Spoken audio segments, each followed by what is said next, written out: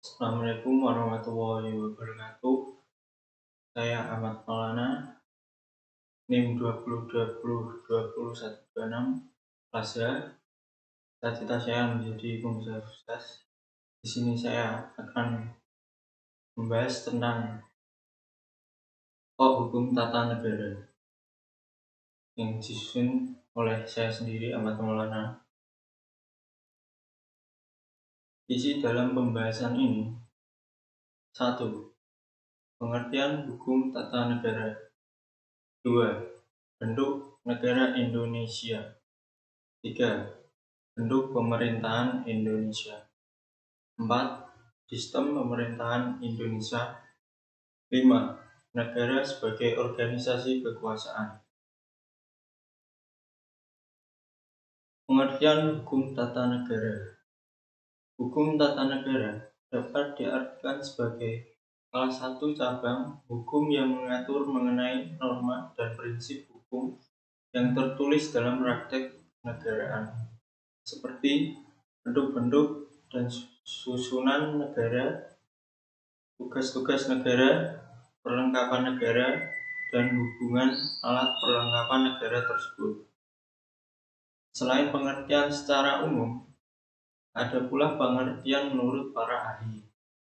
Salah satu ahli yang mengemukakan pendapatnya mengenai pengertian hukum tata negara adalah Van der Pot, di mana ia mengatakan bahwa hukum tata negara adalah peraturan-peraturan yang menentukan badan-badan yang diperlukan serta wewenang masing-masing, hubungannya satu dengan yang lain, dan hubungan dengan individu yang lain.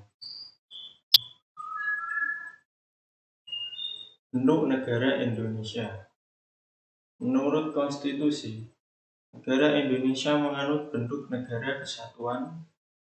Pada sebuah negara kesatuan, kedaulatan negara tersebut bersifat tunggal, dan di dalamnya tidak terdapat negara bagian.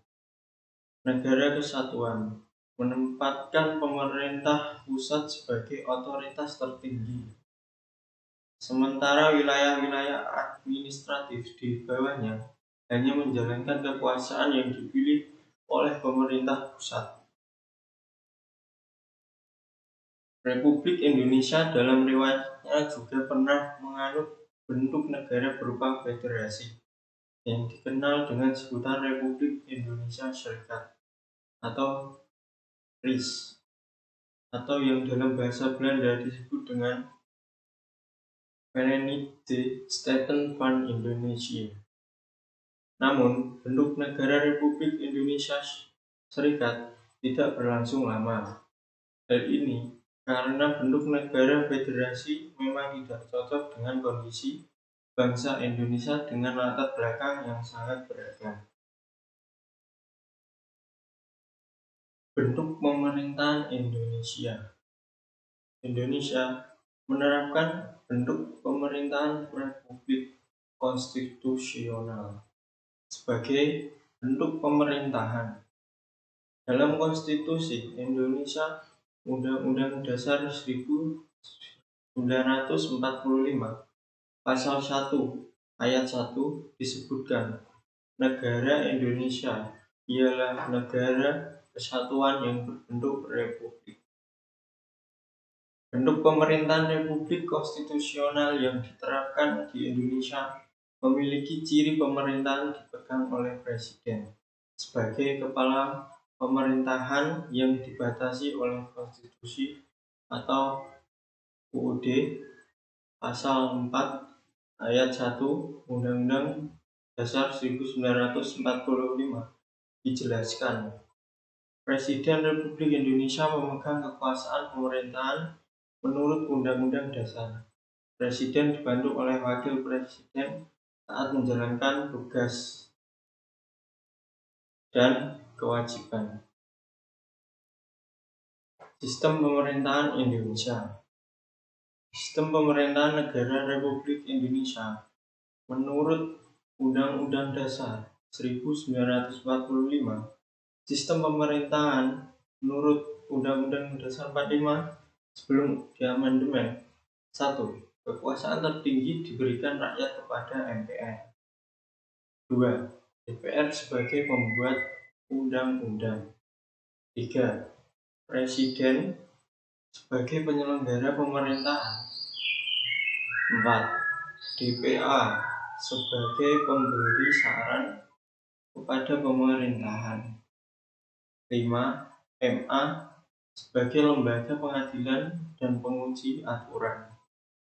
6. BPK pengaudit keuangan. Sistem pemerintahan setelah amandemen pada tahun 1999 sampai 2002. 1. MPR bukan lembaga tertinggi lagi. 2. Komposisi MPR terdiri atas seluruh anggota DPR ditambah DPD yang dipilih oleh rakyat. 3. Presiden dan wakil presiden dipilih langsung oleh rakyat. 4. Presiden tidak dapat membubarkan DPR. 5. Kekuasaan legislatif lebih dominan. Perbandingan satu sistem pemerintahan yang dianut satu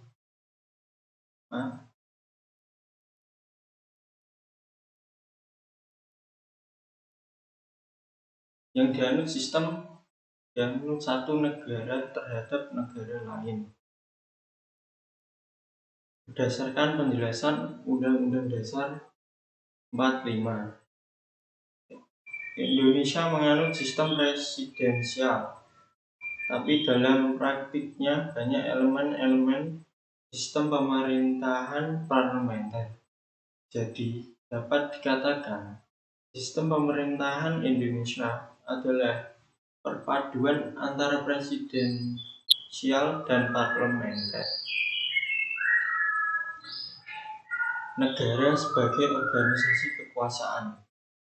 Pada hakikatnya, negara disebut sebagai organisasi kekuasaan karena dilihat dari sifat-sifat negara tersebut. Dikatakan sebagai organisasi kekuasaan karena setiap negara terorganisir dan di dalamnya pasti ada kekuasaan. Kekuasaan di suatu negara bagi 3, yang sering disebut dengan istilah trias politika. Trias politika terdiri dari kekuasaan legislatif, yaitu kekuasaan untuk membuat undang-undang. Kekuasaan eksekutif, yaitu kekuasaan untuk menjalankan pemerintahan. Dan kekuasaan yudikatif, yaitu kekuasaan kehakiman.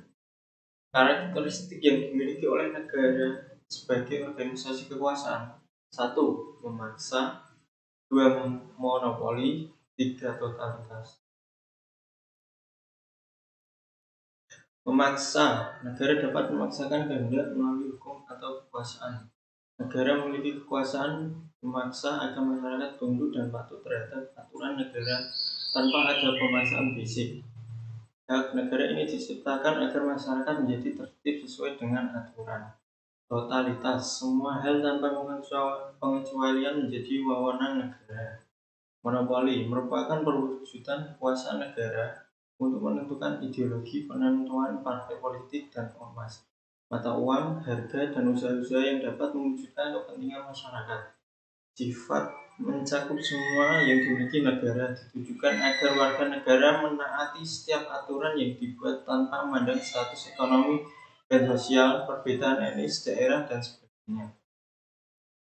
Itu yang bisa saya sampaikan. Jika ada salah perkataan ataupun dalam penulisan suara, saya minta maaf sebesar-besarnya. Bila taufiq wal hidayah. Wassalamualaikum warahmatullahi wabarakatuh.